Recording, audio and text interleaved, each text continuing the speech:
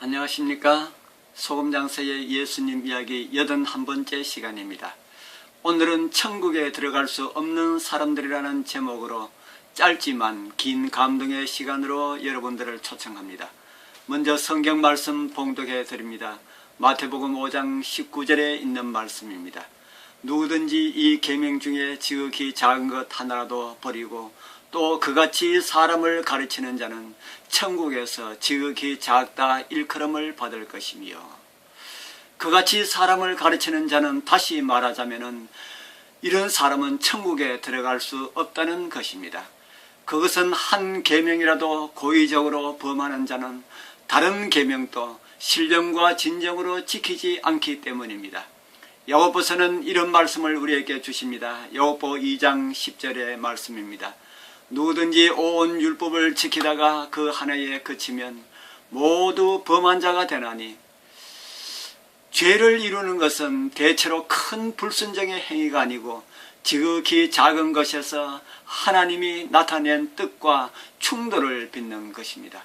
왜냐하면 이것은 사람이 아직 죄와 교통하고 있다는 것을 보여주기 때문입니다.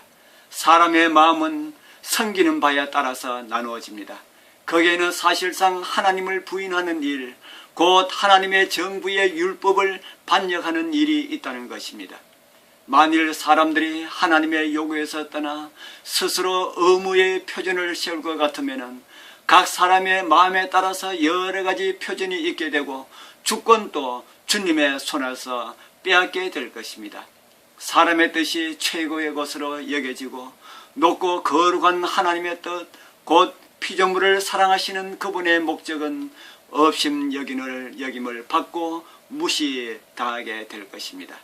사람들이 자기 스스로의 길을 택할 때에는 언제나 하나님을 대적하는 위치에 이르게 됩니다. 그들은 하늘나라에서 있을 자리를 얻지 못할 것인데 그것은 스스로 하늘의 원칙에 대항하여 싸우고 있기 때문입니다. 하나님의 뜻을 무시함으로써 그들은 하나님과 사람의 원수인 사단의 편에 가담하고 있습니다.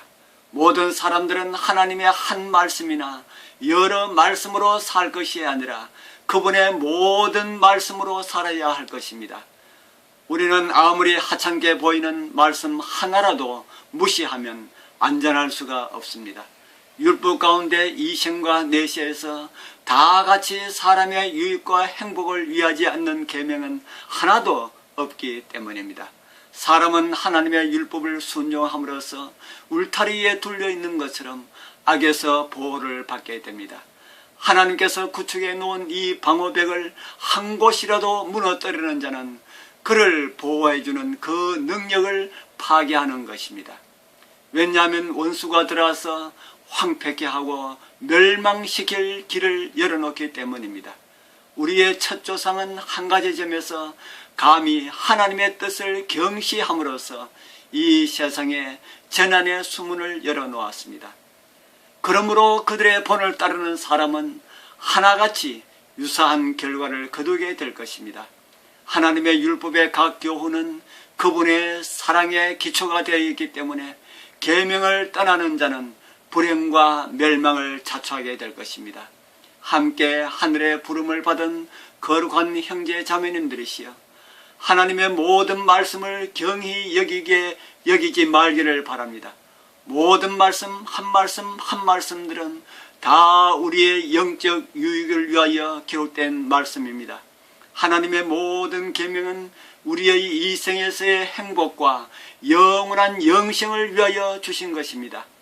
말씀을 존중히 여기고 말씀에 순종함으로 영원한 나라를 준비하고 이웃을 준비시키는 은혜가 여러분들과 함께하길 축복합니다.